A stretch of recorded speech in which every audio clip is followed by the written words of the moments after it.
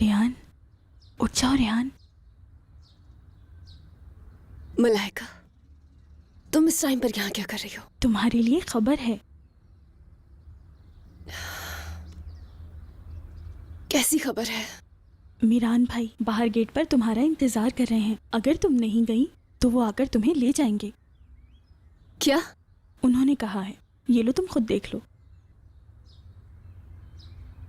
रेहान, इतना सोचने वाली क्या बात है?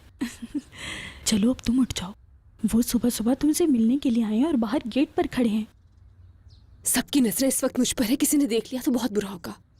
किसी भी तरह उसे वापस भेजो यहाँ से। रेहान, मीरान भाई पागल हैं, तुम्हें पता नहीं है क्या? एक और बात, अगर तुम वाकई इस रूम से बाहर नहीं गई तो मीरान भाई 5 मिनट में इस रूम में आ जाएंगे। उन्हें इंतजार मत करवाओ, समझ गई? रेहान, अब उठ जाओ। चलो अब उठ भी जाओ और जल्दी से ड्रेस चेंज करो। जल्दी करो।